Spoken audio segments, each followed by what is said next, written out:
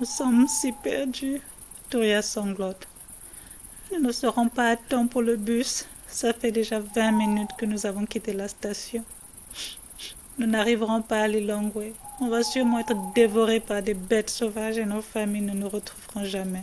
Elle continue. Toria, tu parles vraiment comme une fille de la ville, hein? Dis-je lui dis calmement. Elle se sent à présent coupable d'avoir mis son amie dans cette situation. Mais les inquiétudes de Toria commencent à lui faire peur également. Et elle n'aime pas trop ça. Je suis une fille de la ville, rétorque Toria. Tout ça, c'est de ta faute. Toi et tes stupides pierres, on dirait une gamine. Elle est horrifiée et de grosses larmes coulent sur son visage. Dijo choisit de rester silencieuse. Elle sait qu'elle était allée trop loin cette fois-ci. Elle s'en faisait beaucoup pour son amie et détestait la voir dans cet état.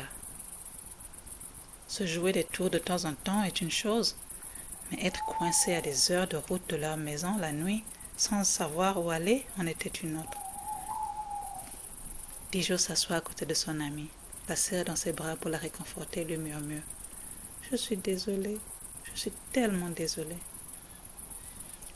Elle reste ainsi pendant un très long moment, assise silencieusement, sanglotant un peu.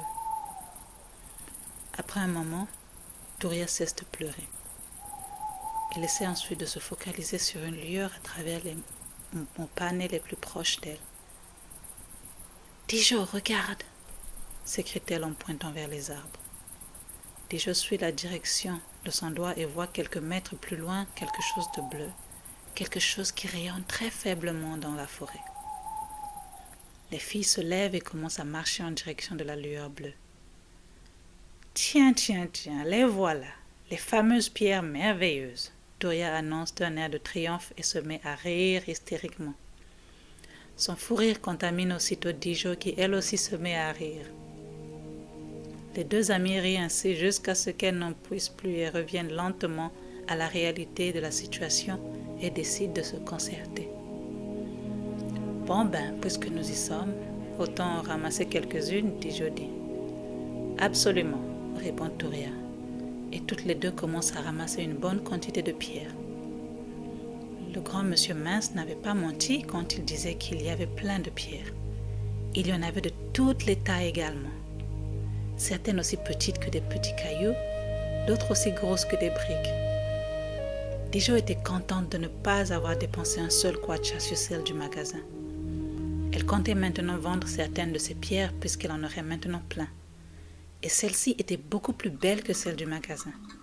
Elle se ferait un très bon bénéfice pour pratiquement rien. Les deux amis ramassent autant de pierres que leur sac à dos le leur permettent, et une fois leur collecte terminée, elles décident de réfléchir sur comment faire de leur situation. Peut-être que nous pouvons rester ici et ne pas bouger jusqu'à ce que les gens remarquent notre absence, Dijo suggère. D'ici à ce qu'on nous retrouve, nous serons sûrement mortes, répond Toria. Waouh, franchement, j'adore ton optimiste, Dijo lui dit d'un air sarcastique. Après une pause, Toria demande. Le monsieur qui nous a dirigés vers cette route nous a vu prendre cette route, n'est-ce pas?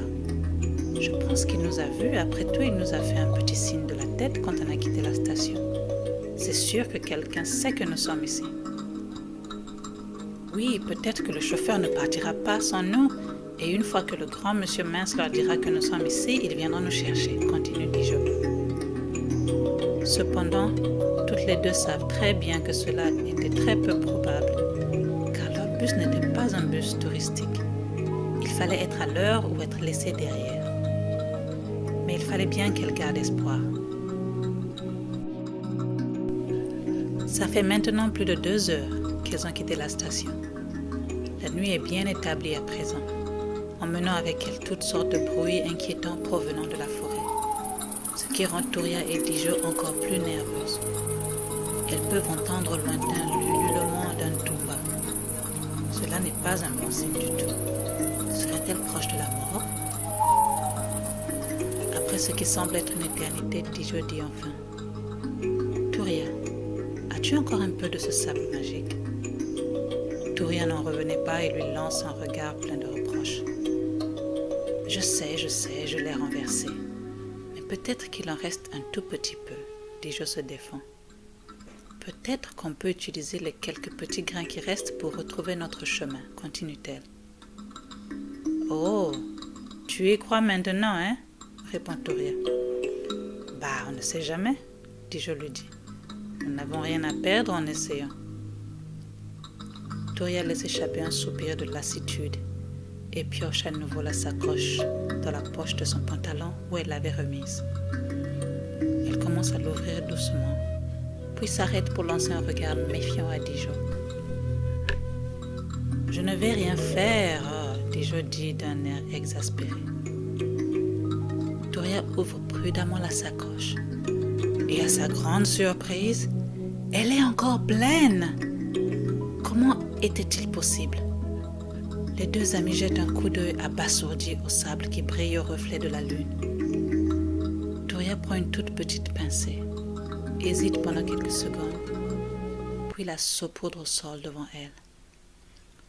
Les filles sont choquées de voir de leurs propres yeux le sable s'illuminer et aller vers leur gauche, et soudain, un sentier se forme devant elles. Le sable continue à bouger et avancer vers le sentier nouvellement formé, lentement mais sûrement, tournoyant brièvement de temps en temps. « Allons-y » Toria dit à son ami, et immédiatement les deux amis se mettent à suivre le sable tourbillonnant. Cependant, elles le font avec beaucoup de réserve, car après tout, ce n'était pas chose courante de voir du sable illuminé bouger tout seul, sans vent. Elles avancent ainsi à une vitesse normale pendant environ 30 minutes, jusqu'à ce qu'elles voient à nouveau la voie principale et la station qu'elles avaient quittée il y a quelques heures. À la vue de celle-ci, les deux amies commencent à sauter de joie et courir.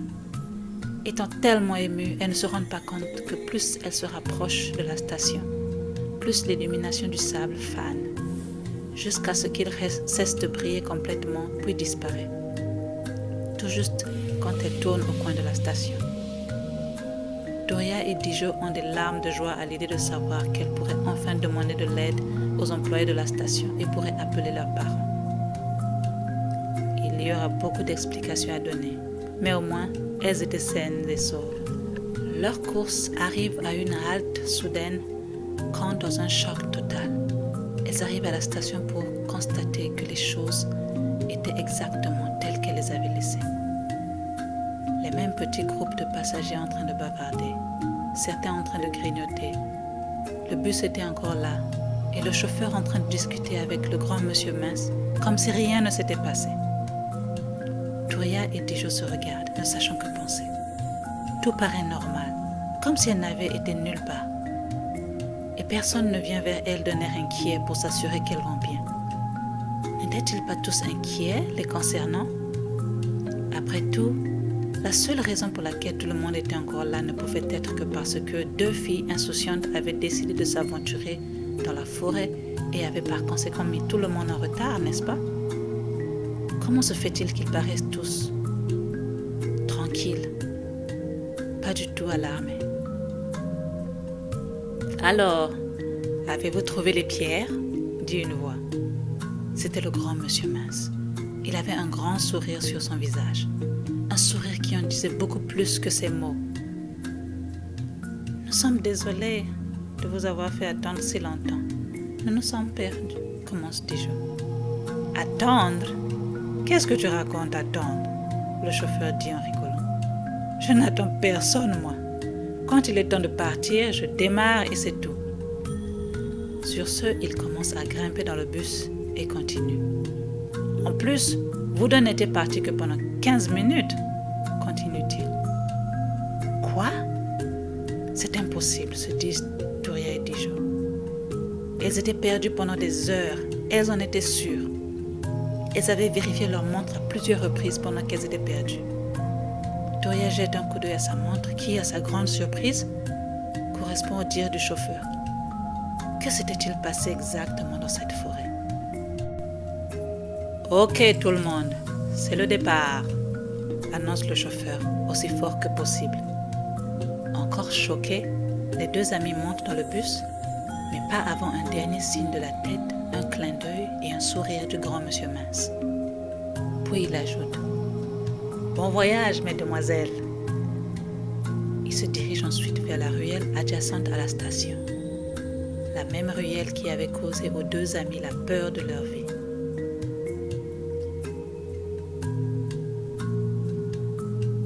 Le reste du parcours se passe sans difficulté et les deux amis passèrent des vacances d'été formidables à Lilongwe. Au retour de leur voyage, elles se sont promises de ne jamais parler de leur aventure mystérieuse à qui que ce soit. De toute façon, se disait-elle, qui les croirait? Cependant, un an plus tard, Touria et sa maman étaient seules dans la chambre de Touria, juste avant qu'elle ne s'apprête à aller au lit. Et Touria lui demanda, « Mayo, pourquoi c'est si important de saupoudrer juste quelques grains du sable magique que tu m'avais donné l'année passée? Je suis juste curieuse. Qu'est-ce qui se passerait si par hasard on renversait tout? » Au lieu de lui répondre immédiatement, sa maman prit tendrement son visage dans ses mains, la regarda longuement, puis déposa un doux baiser sur son front. Ensuite, elle la relâcha, se dirigea vers la sortie de la chambre, où elle fit une petite pause. Elle se tourna alors vers Touria, et avec un petit sourire malicieux, elle lui répondit, « Je pensais que tu n'y croyais pas au sable magique. » Sur ce, elle lança un clin d'œil à Touria et ferma la porte. Touria resta assise sur son lit pendant un moment, toute penseuse sur ce qui venait de se passer. Pour une seconde, juste une seconde, elle aurait parié avoir vu ce sourire et ce clin d'œil